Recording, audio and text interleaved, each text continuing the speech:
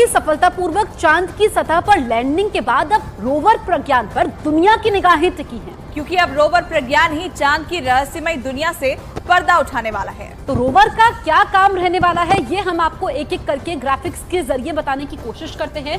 देखिए, रोवर जो कि अब लैंडर से तो निकल चुका है, लेकिन रोवर का काम है चांद की सतह पर उतरने के बाद जो अपना काम है शुरू कर चुका है, जानकारियां ये जुटाएगा। तो रोवर प्रज्ञान की मून वॉक में अगला स्टेप क्या होगा?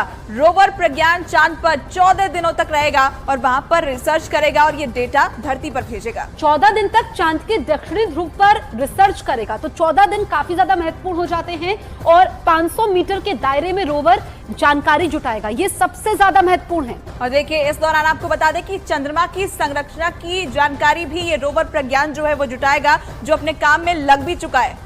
बिल्कुल, इसके अलावा चांद पर मौजूद खनिजों का पता भी रोवर लगाएगा। और साथ ही आपको बता दें, इतना ही नहीं, रोवर प्रज्ञान दरअसल भूकंप से जुड़ी जानकारी भी हासिल करेगा या फिर किसी दूसरी आपदा से जुड़ी जानकारी भी वो जुटाएगा। चांद पर तापमान की जानकारी भी रोवर जुटाएगा। तो काफी सारे काम रोवर को 14 दिन के अंदर करने हैं। और इस दौरान आपको बता दें कि प्रज्ञान जो है सोलर पैनल की मदद से चार्ज भी हो सकता है ताकि वो अपना काम जारी रख सके। रोवर प्रज्ञान 50 वॉट तक बिजली बना भी सकता है। तो यानी कि सारी तैयारी इसरो की तरफ से की गई है और मिशन पर लगा हुआ है रोवर। 14 दिन का इंतजार और। मिशन मून की कामयाबी पर पूरा देश इस वक्त जश्न मना रहा है। दुनिया भर से देश के लिए बधाई संदेश आ रहे हैं।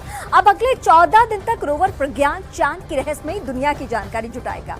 चांद पर रोवर कैसे काम करेगा और उसका दायरा क्या होगा, इसके बारे में न्यूज़ 18 इंडिया की टीम ने एक्सपर्ट्स बालाचंद्रन से बातचीत की।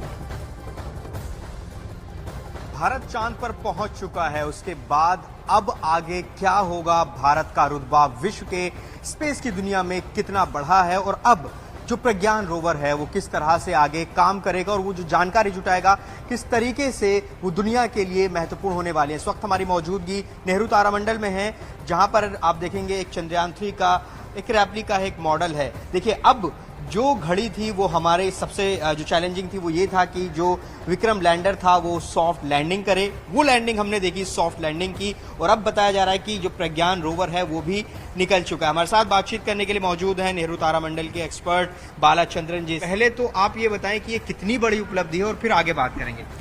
देखो, दुनिया का सबसे पहला देश हम बन चुका है, इसमें कोई शक नहीं है। और उसके अलावा चंद्रमा पे कदम करने के दुनिया का 4th कंट्री बन गया है इंडिया। तो दोनों तरफ से भारत के लिए एक महत्वपूर्ण बात है। और उसके अलावा जैसे आपने सबने सुना है, देखा है, पूरा प्राउड से मैं कह सकता हूँ हम चांद पे पहुंच चुका है, हमारा निशान वहां पर आ चुका है। और हमारा विक्रम से कल रात 1 बजे के आसपास जो है प्रज्ञान रोवर नीचे धीरे धीरे आ गया है। और इतना टाइम इसलिए लगा है क्योंकि ये उतरते वक्त बहुत ज्यादा धूल मिट्टी उड़ गया था, तो वो सेटल होने के लिए कोई टाइम लगना है। इसलिए थोड़ा 1 बजे तक इन्होंने इंतजार किया। जब ये पूरा धूल मिट्टी बैठ गया नीचे, फिर धीरे धीरे ये नीचे आ गया और अब निको काम शुरू करेंगे। 6-7 घंटे का वक्त इसमें लग गया धूल सेटल होने में। अभी स्टेटस ये है कि जो प्रज्ञान रोवर है वो चांद की सतह पर है। बिल्कुल चांद की सतह के ऊपर है। अब उनके धीरे धीरे अपने काम शुरू करेंगे।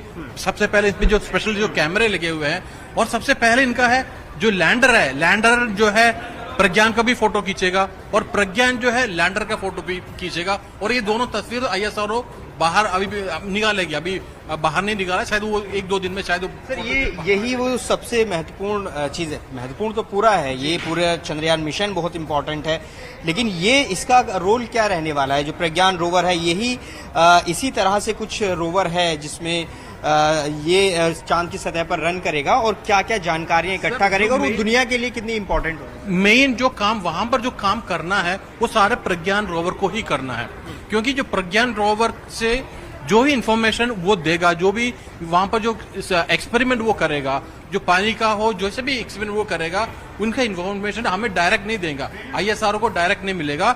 वो इंफॉर्मेशन वो पास ऑन करेगा लैंडर को, जैसे विक्रम लैंडर को। विक्रम लैंडर से ये पास ऑन करेगा ऑर्बिटर को, ऑर्बिटर से हमारा यहाँ पर पृथ्वी तक पहुंचेगा। तो 3 जगह से, क्योंकि इससे डायरेक्ट हमारा कम्युनिकेशन नहीं है। प्रज्ञान रोवर से कोई हमारा कम्युनिकेशन नहीं है, वो कम्युनिकेशन है विक्रम लैंडर के साथ।